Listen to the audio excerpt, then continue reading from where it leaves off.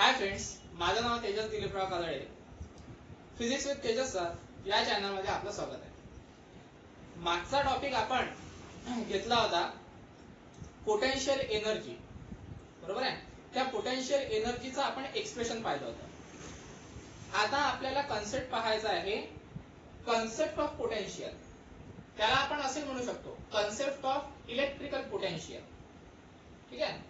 तर या कन्सेप्ट मध्ये काय होते पहा, जिथे आपण पोटेन्शियल म्हणजे पोटेन्शियल एनर्जीचा जो कन्सेप्ट होता किंवा पोटेन्शियल एनर्जीचं जे एक्सप्रेशन होतं, जिथे आपण स्टॉप केलं होतं, तिथूनच आपल्याला पोटेन्शियलचा कन्सेप्ट पाहायचा आहे. आता ते पाहू आपण पोटेन्शियलचा काय कन्सेप्ट आहे. तर पोटेन्शियल एनर्जी आणि कन्सेप्ट ऑफ पोटेन्शियल म्हणजेच इलेक्ट्रिक पोटेन्शियल, ह्या दोन्ही गोष्टी वेगवेगळ्या आहेत. ठीक आहे. तर आता पोटेन्शियल म्हणजे तर तुम्हाला माहित झालं, ज्या वेळेस मी पोटेन्शियल एनर्जी सांगितलं होतं त्यावेळेस मी तुम्हाला पोटेन्शियलचा काय म्हणतात त्याला अर्थ सांगितला होता. ठीक आहे. तर आता आपण तो कन्सेप्ट पाहून नेमका तो कन्सेप्ट काय आहे. ठीक आहे. आता कन्सेप्ट ऑफ पोटेन्शियलला जसं मी सांगितलं की याला इलेक्ट्रिक पोटेन्शियल असं सुद्धा म्हटलं जाते. स्टार्टिंग आपल्याला पोटेन्शियल एनर्जी पासूनच करायचं आहे. पोटेन्शियल एनर्जीचं जे एक्सप्रेशन आपण फाइंड आउट केलं होतं त्याच एक्सप्रेशन पासून आपल्याला काय करायचं आहे, स्टार्टिंग करायचं आहे. तर ते डायरेक्ट एक्सप्रेशन घेऊन घेतो मी. ते डायरेक्ट एक्सप्रेशन आपल्याला काहीतरी अशा पद्धतीने मिळालं होतं. यू पोटेन्शियल एनर्जीला आपण यू म्हटलं होतं आणि ते एक्सप्रेशन होतं U is equal to 1/4πε0 Q into Q0 upon R. अशा पद्धतीचं काहीतरी ते एक्सप्रेशन आपल्याला मिळालं होतं. एकदम लास्ट एक्सप्रेशन, एकदम लास्ट फॉर्म्युला, बरोबर आहे. आता हा जो फॉर्म्युला आहे हा आपण अशा काहीतरी डायग्राम वरून आणला होता. ही डायग्राम पण मी तुम्हाला समजून सांगितली होती. पण आता कशा पद्धतीने आणला ते एकदम शॉर्ट मध्ये सांगून देतो. 1/4πε0 हा तो कॉन्स्टंट आहे. ε0 म्हणजे permittivity of free space. Q म्हणजे हा Q आहे आणि हा Q0. ओके. Q म्हणजे काय होता, एक चार्ज होता. ठीक आहे. आणि त्या चार्जच्या माध्यमातून आपल्याला इलेक्ट्रिक फील्ड इंटेन्सिटी मिळणार होती आणि त्या इलेक्ट्रिक फील्ड इंटेन्सिटी किंवा त्या इलेक्ट्रिक फील्डच्या आतमध्ये एक चार्ज आपण ठेवला होता ज्याला आपण म्हणतो टेस्ट चार्ज. आणि या टेस्ट चार्जवर या चार्जमुळे काहीतरी फोर्स अप्लाय होत होता आणि तो फोर्स अप्लाय होत होता म्हणून हा जो चार्ज आहे हा चार्ज ए पासून तर बी पर्यंत काय होत होतं, त्याचं डिस्प्लेसमेंट होत होतं. म्हणजेच काय, तर हा जो क्यू चार्ज आहे या Q0 चार्जला आपल्याकडे काय करत होता, अट्रॅक्ट करत होता. तर ते जे डिस्टन्स होतं या Q आणि Q0 मधलं, हे डिस्टन्स आपण सिम्पली काय घेतलं होतं, R घेतलं होतं.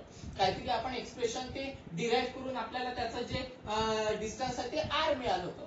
Q म्हणजे हा चार्ज होता आणि Q0 म्हणजे हा दुसरा चार्ज होता ज्याला आपण काय म्हणतो, टेस्ट चार्ज. तर असं काहीतरी आपल्याला एक्सप्रेशन आपल्याला मिळालं होतं. ठीक आहे. तर यालाच आपण माहिती आहे का सिम्पली म्हणून इक्वेशन नंबर 1. आता याच्यावरूनच आपल्याला काय करायचं आहे, कन्सेप्ट ऑफ पोटेन्शियल डिराइव्ह करायचा आहे म्हणजे एक्सप्लेन करायचा आहे. काय होते पहा कन्सेप्ट ऑफ पोटेन्शियल मध्ये. आता मी काय करतो, हे जे चार्जेस आहे हे चार्जेस मी काय करतो, दुसरे चार्ज घेतो. म्हणजे हा जो कॅपिटल Q होता याला पण मी Qच म्हणतो. ओके. आणि हा जो Q0 आहे याला पण मी काय म्हणतो, Qच म्हणतो. आलं लक्षात. फक्त मी काय करतो, नोटेशन चेंज करतो. नोटेशन जर समजा चेंज केले तर माझं हे जे एक्सप्रेशन आहे हे पण चेंज होते. आता इथे काय होता, पहिले कॅपिटल Q होता, त्याच्या जागेवर मी काय घेतला, स्मॉल Q घेतला. तर इथे मी काय घेतो, स्मॉल Q घेतो. ओके. त्याच्यानंतर इथे काय होता, पहिले Q0 होता, आता मी पुन्हा काय घेतलं, इथे Qच घेतला. तर मी इथे पुन्हा काय घेतो, Qच घेतो. आलं लक्षात. फक्त मी काय केलं, त्या डायग्रामच्या माध्यमातून त्याचे जे चार्जेस आहेत ते चार्जेसचं नोटेशन फक्त काय केलं, मी चेंज केलं. त्याचं कारण तुम्हाला 2 मिनिटात माहिती होईल का बरं मी असं केलं. ओके. तर हे आहे माझं एक्सप्रेशन, जे कशावरून आणलं आपण, एक्सप्रेशन फॉर पोटेन्शियल वरून आणलं. ओके. त्याच्यानंतर याला काय म्हणू आपण, इक्वेशन नंबर 1. आता इथे होते काय पहा. आता कन्सिडर करा, याला आपण Q म्हटल्यापेक्षा आपण याला म्हणू Q1 आणि Q2. ओके. याला आपण Q1 म्हणू आणि याला आपण काय म्हणू, Q2 म्हणू. ठीक आहे. आता होते काय पहा. आता हे जे पोटेन्शियल एनर्जीचं एक्सप्रेशन आहे याला मी अशा पद्धतीने लिहितो. ठीक आहे. This implies U as it is. त्याच्यानंतर Q1 अशा पद्धतीने लिहितो. Q1 मी याला देऊन देतो म्हणजे Q1 अपॉन 4πε0 त्याच्यानंतर अपॉन मध्ये आर, ठीक आहे, आणि याला मल्टिप्लाय ठेवतो मी Q2, ठीक आहे. असं केलं तर चालेल, चालते. का बरं चालते?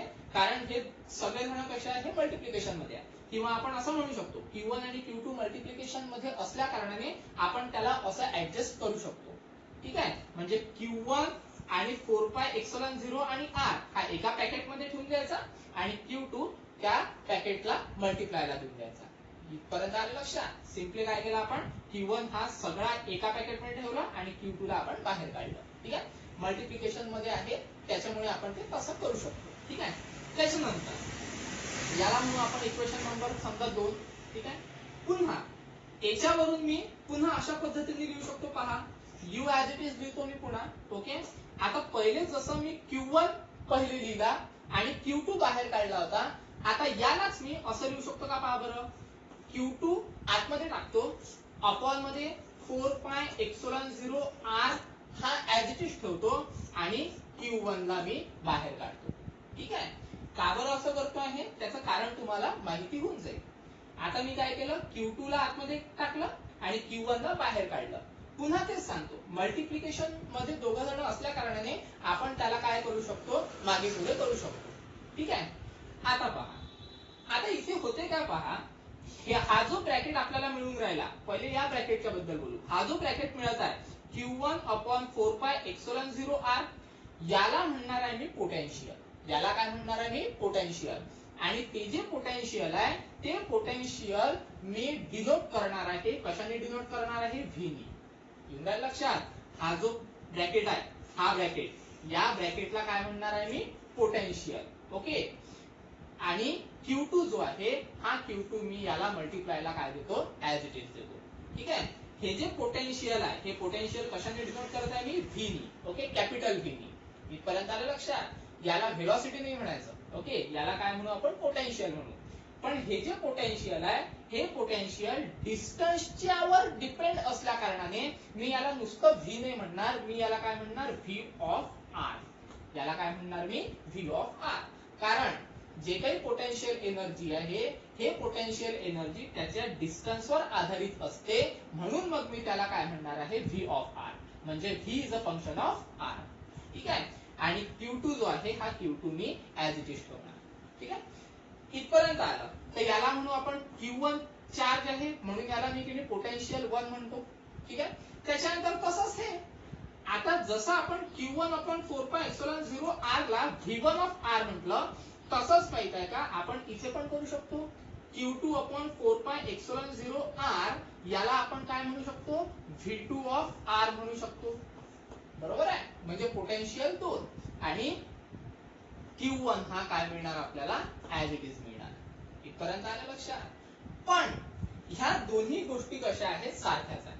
कारण याला पण आपण यूज म्हणून राहिलेला आहे आणि याला पण आपण काय म्हणत आहे, यूज म्हणत आहे. म्हणजे हे पण आपलं काय राहील, पोटेन्शियल एनर्जीच राहील आणि ही पण काय राहील, आपली पोटेन्शियल एनर्जीच राहील. म्हणजे इन शॉर्ट आपल्याला काय मिळून राहिलेली आहे, पोटेन्शियल एनर्जीची डेफिनेशन. पहा, यू ऍज इट इज ठेवू आपण, ठीक आहे. हे ब्रॅकेट न लिहिता डायरेक्ट हे लिहू, ओके.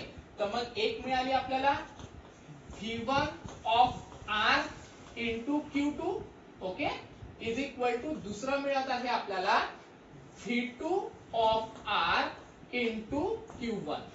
इथपर्यंत आलं लक्षात? आता एकदम व्यवस्थित लक्ष द्या. Q1 आहे, ओके, म्हणून इथे आपण V1 दिला, ओके. इथे Q2 आहे म्हणून आपण इथे पोटेन्शियल V2 घेतलं, ठीक आहे. आता Q1 आतमध्ये असल्या कारणाने म्हणजे Q1 हा V1 मध्ये असल्या कारणाने Q2 बाहेर निघालेला आहे आणि इकडे Q2 आतमध्ये असल्या कारणाने Q1 बाहेर निघालेला आहे, ठीक आहे. पण ह्या दोन्ही क्वांटिटीज कशा आहेत, सारख्या आहेत. का बरं सारख्या आहेत? कारण याला पण आपण यूज म्हणून राहिलो आणि याला पण आपण यूज म्हणत आहे. म्हणजे इन शॉर्ट या दोन्ही क्वांटिटी आपल्याला कशा मिळालेल्या आहेत, सारख्याच मिळालेल्या आहेत. म्हणजेच काय, तर याला आपण माहित आहे का अशा पद्धतीने लिहू शकतो. कसं, U is equal to V1 of R into Q2, V2 of R into Q1. इथपर्यंत आलं लक्षात? ठीक आहे. आता यालाच माहित आहे का, इन जनरल आपण अशा पद्धतीने लिहू शकतो. पहा, आता जर समजा कन्सिडर केलं की हे Q1 आणि Q2 जर समजा सारखेच असतील, Q1 आणि Q2 सारखेच म्हणजे कसं, समजा मी याला माहित आहे का क्यूज म्हटलं आणि यालाही माहित आहे का समजा क्यूज म्हटलं, तर मला इन जनरल इक्वेशन कसं मिळून जाते, इन जनरल इक्वेशन मिळते U म्हणजे potential energy is equal to, okay, आता चार्जेस सारखेच आहे म्हणजे पोटेन्शियल पण माझं सारखंच राहील, V1 किंवा V2 राहणार नाही, त्याला मी सिम्पली काय म्हणणार, V's म्हणणार, ओके, आणि चार्जेस मी सारखेच घेतले, दोन्हीकडे क्यूच आहे, हा पण क्यू आहे हा पण क्यू आहे, म्हणजे सिम्पली Q2 पण क्यूच राहणार आणि Q1 पण क्यूच राहणार, म्हणजे सिम्पली इन जनरल मला इक्वेशन काय मिळते, U is equal to V of R into Q, काय मिळणार मला, U is equal to V of R into Q, हे इन जनरल इक्वेशन मला पाहायला मिळते. इथपर्यंत आलं लक्षात. आता याच्यावरूनच माहित आहे का आपल्याला पोटेन्शियलची काय मिळते, डेफिनेशन मिळते, किंवा आपल्याला पोटेन्शियलचा काय मिळतो, कन्सेप्ट मिळतो. आता कसा मिळतो पहा, इंटरनल एनर्जी ही तर काढलेली आहे आपण, पण आपल्याला आता काय फाइंड आउट करायचं, पोटेन्शियल, आणि पोटेन्शियल म्हणजे काय, V. तर सिम्पली काय करावं लागेल आपल्याला, हा जो Q इकडे मल्टिप्लायला होता इकडे गेल्यानंतर काय येईल, तो डिवायडेडला येऊन जाईल, म्हणजे आपल्याला काय मिळणार आहे, V मिळणार आहे, म्हणजे पोटेन्शियल मिळणार आहे.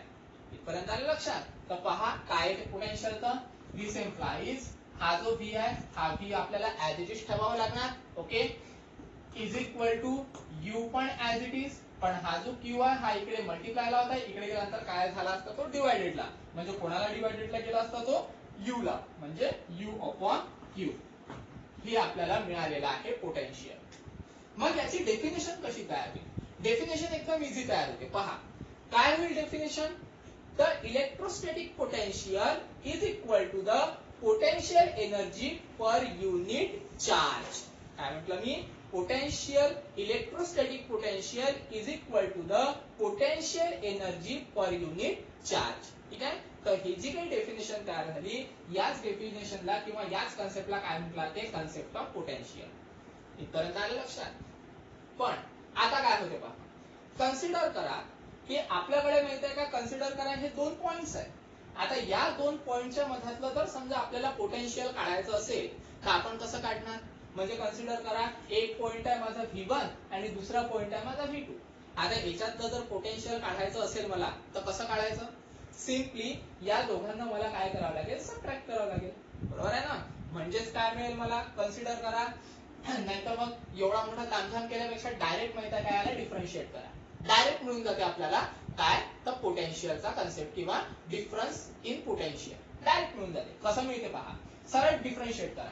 आता V चं डिफरन्शिएशन सरळ सरळ आपल्याला काय मिळणार, dV, okay, is equal to, त्याच्यानंतर U चं डिफरन्शिएशन काय मिळते, तर U चं डिफरन्शिएशन मिळते आपल्याला सरळ सरळ du, बरोबर, त्याच्यानंतर Q चं डिफरन्शिएशन होणार नाही, का बरं, कारण Q काय असतो, कॉन्स्टंट असतो, आणि तुम्हाला माहित आहे कॉन्स्टंटचा डेरिव्हेटिव्ह होत नसतो, बरोबर आहे ना, म्हणून मग माहित आहे का कॉन्स्टंटचा डेरिव्हेटिव्ह होत नाही, म्हणून त्याला आपण किती Q काय मिळेल आपल्याला ऍज इट इज. इथपर्यंत आलं लक्षात. तर हे आहे आपलं रिक्वायर्ड सोल्युशन, कशाचं, पोटेन्शियलचं, म्हणजे dV is equal to du upon Q.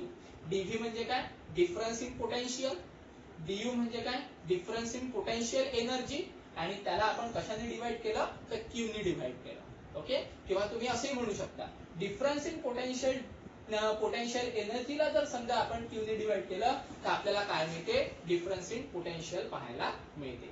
इथपर्यंत आलं लक्षात. ठीक आहे, तर हा आहे कन्सेप्ट, कशाचा कन्सेप्ट आहे हा, पोटेन्शियलचा, किंवा याला आपण माहिती आहे का असे म्हणू शकतो, कन्सेप्ट ऑफ इलेक्ट्रोस्टॅटिक पोटेन्शियल. ठीक आहे, तर हे आहे फायनल आन्सर. तर याच्यातलं माहिती आहे का तुम्हाला एक हे इक्वेशन लक्षात ठेवावं लागेल, ओके, आणि त्याच्या खालचं एक हे इक्वेशन लक्षात ठेवावं लागेल. इथपर्यंत आलं लक्षात. हा आहे कन्सेप्ट ऑफ पोटेन्शियल. हा, याच्या आधी आपण कोणता कन्सेप्ट पाहिला होता, कन्सेप्ट ऑफ पोटेन्शियल. ठीक आहे, आता पाहायचं आपल्याला relation between electric field and electric potential.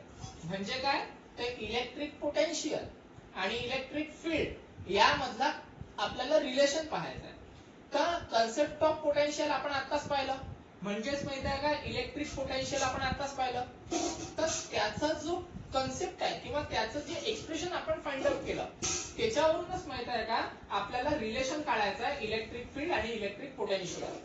ठीक आहे, म्हणजे माहित आहे का जे एक्सप्रेशन आपण फाइंड आउट केलं होतं 2 मिनिटं आधी dv dw/q, तर हे एक्सप्रेशन तुम्हाला काय करावं लागणार आहे लक्षात ठेवावं लागणार आहे. कशासाठी? तर रिलेशन साठी. ठीक आहे, तर स्टार्ट करू आपण. डायग्राम तशीच आहे. ठीक आहे, फक्त नोटेशन चेंज केलेले आहे मी. आता इथे काय म्हणलेलं आहे पहा, तोच चार्ज घेतलेला आहे Q1, इकडे कुठेतरी चार्ज आहे Q2 आणि हा जो Q2 चार्ज आहे याला आपण काय म्हणत असतो टेस्ट चार्ज, आणि हा जो टेस्ट चार्ज आहे हा कशात ठेवलेला आहे मी सॉरी हा कशात ठेवलेला आहे इलेक्ट्रिक फील्ड मध्ये ठेवलेला आहे.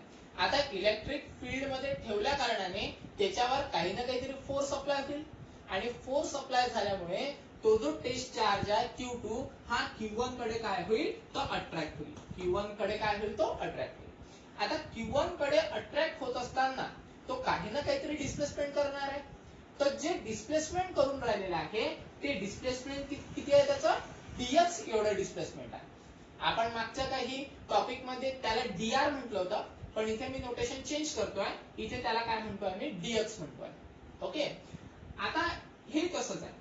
O पासून काय A पर्यंतचं जे डिस्टन्स आहे त्याला r म्हटलं, त्याच्यानंतर O पासून तर n पर्यंतचं जे डिस्टन्स आहे त्याला काय म्हणतोय मी x म्हणतोय. ठीक आहे, आता इथे होते काय पहा, तुम्हाला हा कन्सेप्ट माहित आहे की जर समजा एखादा पार्टिकल हा इलेक्ट्रिक फील्ड मध्ये ठेवल्यानंतर तो काय होतो एक तर अट्रॅक्ट होतो किंवा रिपेल होतो. पण आपण काय कन्सिडर करत आहे की तो अट्रॅक्ट होत आहे. जर समजा अट्रॅक्ट होत आहे म्हणजे कन्सिडर करा तो m पासून तर a कडे चाललाय, बरोबर आहे. मग असं कन्सिडर करा तो m पासून तर n पर्यंत येऊन राहिलेला आहे, म्हणजे तो कोणाच्या अलॉंग ट्रॅव्हल करत आहे तर mn बारच्या अलॉंग तो काय होत आहे ट्रॅव्हल होत आहे. लक्षात. आणि तुम्हाला हे पण माहित आहे ज्या डायरेक्शनने तो ट्रॅव्हल करतो त्याच्या अपोजिट डायरेक्शननी त्याला काय मिळत असते फोर्स मिळत असते. आपण म्हणत होतो ना जे डेफिनेशन म्हणत होतो आपण work done potential energy is the work done. कोणाच्या अगेन्स्ट वर्क डन होते तर इलेक्ट्रोस्टॅटिक फोर्सच्या अगेन्स्ट वर्क डन होते, बरोबर आहे ना. म्हणजे मग इथे काय होऊन राहिलं जो फोर्स लागत आहे तो फोर्स कोणाच्या अलॉंग लागत आहे, फोर्स लागत आहे तो O n च्या अलॉंग. ठीक आहे, किंवा त्याला म्हणू आपण O n च्या अलॉंग काय होऊन राहिलेला आहे फोर्स लागत आहे, म्हणजे O m बारच्या अलॉंग फोर्स अप्लाय होऊन राहिलेला आहे. ठीक आहे, आणि त्याचं जे डिस्प्लेसमेंट आहे हे कोणाच्या अलॉंग होऊन राहिलेलं आहे तर mn बारच्या अलॉंग. कोणाच्या अलॉंग डिस्प्लेसमेंट होत आहे तर mn बारच्या अलॉंग त्याचं काय होत आहे डिस्प्लेसमेंट होत आहे. लक्षात. म्हणजे फोर्सच्या अपोजिट डायरेक्शननी त्याचं काय होऊन राहिलेलं आहे डिस्प्लेसमेंट होत आहे. कारण आपली डेफिनेशन असती आहे, आपण पोटेन्शियल एनर्जीचं जे एक्सप्रेशन पाहिलं होतं त्याच्यात डेफिनेशन पाहिली होती. आपण काय डेफिनेशन पाहिली होती, potential is the work done against the electrostatic force, बरोबर आहे ना. म्हणजे इलेक्ट्रोस्टॅटिक फोर्सच्या अगेन्स्ट काहीतरी वर्क डन होते. ते इथे तेच होऊन राहिलेलं आहे, फोर्स लागून राहिलेला आहे OM बारच्या अलॉंग आणि डिस्प्लेसमेंट होऊन राहिलेलं आहे त्याचं mn बारच्या अलॉंग. ठीक आहे, म्हणजे इथे दोन्ही गोष्टी आपल्याकडे आहे, फोर्स पण आहे डिस्प्लेसमेंट पण आहे, बरोबर आहे. म्हणजे इन शॉर्ट आपण काय म्हणू याला फोर्स पण आपल्याकडे आहे. ओके, आणि डिस्प्लेसमेंट किती होत आहे एकदम स्मॉलेस्ट डिस्प्लेसमेंट होत आहे, म्हणून त्याला आपण काय म्हणत आहे dx. लार्ज डिस्प्लेसमेंट असलं असतं तर x म्हटलं असतं, पण स्मॉल डिस्प्लेसमेंट होत आहे म्हणून त्याला आपण काय म्हणू dx म्हणू. ठीक आहे इथपर्यंत. तर मग आपल्याला काय मिळणार आहे F इंटू फोर्स पण लागत आहे सोबत डिस्प्लेसमेंट पण होत आहे, बरोबर आहे. म्हणजे ऍक्च्युअल मध्ये फोर्स लागत आहे म्हणूनच त्याचं काय होऊन राहिलेलं आहे डिस्प्लेसमेंट होत आहे. पण फोर्स इंटू डिस्प्लेसमेंट याला काय लागत असते, नुसतं फोर्स इंटू डिस्प्लेसमेंट नसते, सोबत सोबत लागते निगेटिव्ह साइन. का बरं, निगेटिव्ह साइन काय दाखवते आपल्याला डायरेक्शन दाखवत आहे, बरोबर आहे ना. कारण डिस्प्लेसमेंट कोणाच्या अलॉंग होत आहे तो कोणाच्या अलॉंग होत आहे mn बारच्या अलॉंग. म्हणजे जो पार्टिकल आहे तो कोणत्या डायरेक्शनने जात आहे m पासून तर n पर्यंत जात आहे, म्हणजे तो काय दाखवत आहे आपल्याला डायरेक्शन दाखवत आहे. आणि डायरेक्शन दाखवत आहे म्हणूनच आपण तिथे काय ठेवलेलं आहे निगेटिव्ह साइन. मग आता तुम्हाला माहित आहे फोर्स आणि डिस्प्लेसमेंट सोबत जर असेल तर म्हणजेच आपण त्याला काय म्हणतो वर्क डन. कारण वर्क डन ची डेफिनेशनच ती आहे फोर्स इंटू डिस्प्लेसमेंट. म्हणजे in short force into displacement म्हणजेच आपल्याला काय मिळून राहिलं, वर्क डन मिळत आहे. इथपर्यंत आलं लक्षात. तर याला कन्सिडर करा इक्वेशन नंबर 1. ठीक आहे. त्याच्यानंतर आता वर्क डन मिळालं. वर्क डन काय होतं, फोर्स इंटू डिस्प्लेसमेंट. त्याच्यानंतर work done as it is ठेवतो मी. Work done as it is equal to minus sign पण as it is force. Force म्हणजे इलेक्ट्रोस्टॅटिक फोर्स. इलेक्ट्रोस्टॅटिक फोर्स म्हणजे कशावर जावं लागेल आपल्याला, कुलम लॉवर. ठीक आहे. कुलम लॉचा फॉर्म्युला मी तुम्हाला नोट्स मध्ये लिहून दिलेला आहे. तो फॉर्म्युला लावायचा.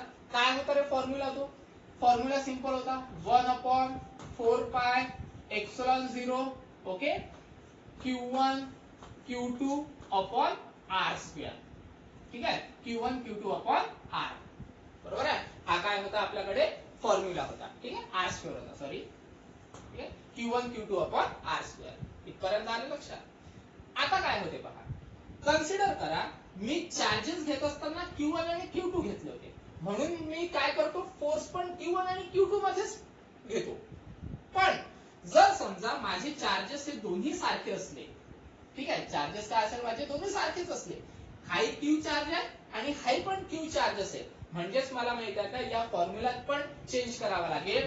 दोन्ही चार्जेस माझे Qच आहे, तर Q1 आणि Q2 च्या जागेवर मी काय ठेवणार, Qच ठेवणार. इथपर्यंत आलं लक्षात. ठीक आहे. सिंपली आता काय करावं लागेल पहा. ठीक आहे. हा फोर्स मिळाला आपल्याला. ठीक आहे. फोर्सच्या जागेवर फोर्स टाकला. dx जो आहे ना, तो dx मला काय ठेवावा लागेल, ऍज इट इज. ठीक आहे. आता एक काम करा, इथे दोन चार्जेस आहेत, बरोबर आहे. एक चार्ज आहे, मल्टिप्लायला तो इकडे आल्यानंतर काय होईल, तो डिवाइड होऊन जाईल. म्हणजे सिंपली काय मिळेल मला पहा, दिस implies dw as it is.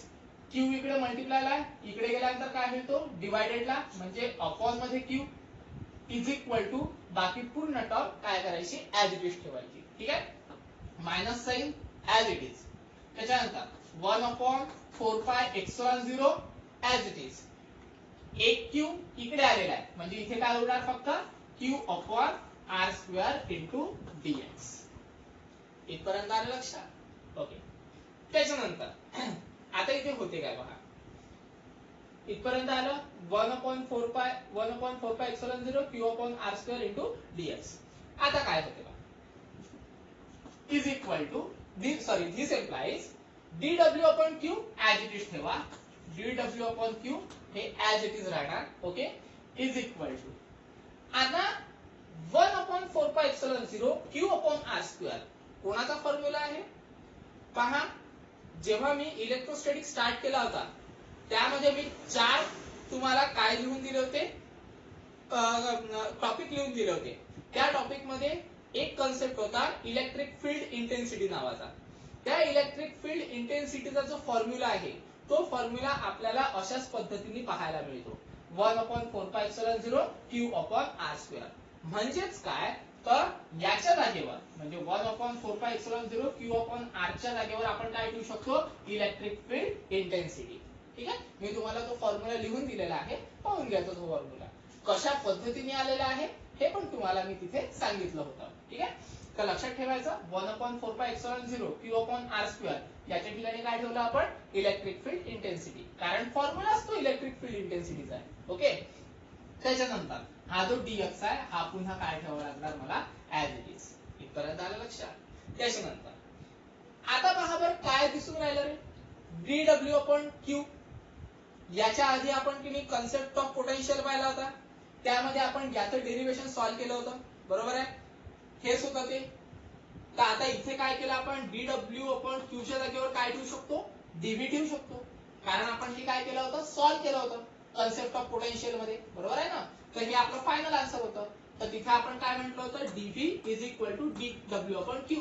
म्हणजेच काय, तर dw अपॉन Q च्या जागेवर आपण dv ठेवू शकतो. ठेवून द्या मग, काय होते पहा, dw अपॉन Q च्या जागेवर काय ठेवायचं आपल्याला, सरळ सरळ dv. बरोबर आहे.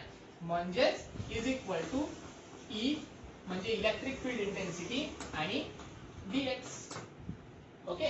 आता आपल्याला काढायचं काय आहे, इलेक्ट्रिक फील्ड इंटेन्सिटी काढायची आहे, बरोबर आहे ना, आणि इलेक्ट्रिक पोटेन्शियल याच्यामधलं रिलेशन काढायचं आहे. म्हणजे रिलेशन भेटलं ना, पहा डीव्ही म्हणजे काय होते इलेक्ट्रिक पोटेन्शियल, म्हणजे हे काय आहे इलेक्ट्रिक पोटेन्शियल, बरोबर आहे. आणि ई म्हणजे काय आहे इलेक्ट्रिक फील्ड, म्हणजे रिलेशन आपल्याला मिळालं. फक्त सिम्पली आपल्याला काय करावं लागेल, हा जो डीएक्स आहे हा इकडे मल्टिप्लाय आहे, इकडे गेल्यानंतर काय होईल तो डिवायडेडला चालला जाईल. म्हणजेच काय मिळेल आपल्याला पहा डीव्ही, ओके डीएक्स इकडे मल्टिप्लाय आहे, इकडे गेल्यानंतर काय होईल तो डिवाइड, ठीक आहे, इज इक्वल टू काय मिळणार आपल्याला ई. मिळालं आपल्याला रिलेशन कोणामधलं, इलेक्ट्रिक फील्ड आणि इलेक्ट्रिक पोटेन्शियल मधलं. आलं लक्षात. म्हणजेच काय होईल, याला थोडंसं व्यवस्थित अरेंज करू, E is equal to dv upon dx. पण लक्षात घ्या हा जो मायनस साइन आहे हा इथे येईल, इथे येईल, ओके इथे येईल. मग एक काम करायचं, हा जो मायनस साइन आहे हा मायनस साइन या डीव्ही बाय डीएक्स ला देऊन द्यायचा, ठीक आहे. तो मायनस साइन कॅरी करायचा विसरून गेलो तुम्ही, तो सोबत सोबत माहिती आहे का मायनस साइन पण त्याच्या सोबत राहील. इथपर्यंत आलं लक्षात. म्हणजेच आपले इक्वेशन काय मिळते आपल्याला, E is equal to dv by dx. तर यालाच काय म्हणतो आपण इलेक्ट्रिक पोटेन्शियल आणि इलेक्ट्रिक फील्ड मधलं रिलेशन. इथपर्यंत आलं लक्षात. तर हे काय आहे आपलं फायनल रिलेशन आहे, ठीक आहे. डीव्ही म्हणजे पोटेन्शियल, डिफरन्स इन पोटेन्शियल, किंवा त्याला आपण चेंज इन पोटेन्शियल असं सुद्धा म्हणू शकतो. आणि डीएक्स म्हणजे काय आहे चेंज इन डिस्प्लेसमेंट. म्हणजे चेंज इन पोटेन्शियल आणि चेंज इन डिस्प्लेसमेंट या दोघांचा रेशो घेतला तर आपल्याला इलेक्ट्रिक फील्ड पाहायला मिळते. इथपर्यंत आलं लक्षात. तर फक्त हा फॉर्म्युला तुम्हाला इथे लक्षात ठेवावा लागेल तर मी तुम्हाला लिहून देतो, तुमच्या नोट्स मध्ये नोट डाऊन करून घ्यायचं, ठीक आहे. तर कुठे घ्यायचं आपल्याला डीव्ही, ओके. तर इथे लिहून ठेवतो मी की बाय डब्ल्यू अपॉन क्यू च्या जागेवर काय ठेवू शकतो आपण डीव्ही ठेवू शकतो, ओके. एक हा कन्सेप्ट, आणि इथे हा लिहून देतो 1/4 pi epsilon 0 Q upon R square च्या जागेवर आपण काय ठेवू शकतो ई ठेवू शकतो. पर्यंत आलं लक्षात. तर कन्सेप्ट काय करायचा नोट डाऊन करून ठेवायचा, ठीक आहे. आता इथे जे डायग्रामचं जे डिस्क्रिप्शन आहे ते तुमच्या पद्धतीने कशाही पद्धतीने तुम्ही लिहिलं तरी काही हरकत नाही. फक्त माहिती आहे का हे डेरिवेशन व्यवस्थित लिहायचं. आलं लक्षात. या डायग्रामचं डिस्क्रिप्शन मध्ये काही फेकाफेकी केली तरी काही घेणं देणं नाही. पर्यंत आलं लक्षात. तर हा आहे आपलं रिलेशन बिटवीन इलेक्ट्रिक फील्ड आणि इलेक्ट्रिक पोटेन्शियल, ठीक आहे. यामध्ये काही अडचण असेल तर मेसेज किंवा फोनद्वारे तुम्ही मला विचारू शकता, ठीक आहे. धन्यवाद.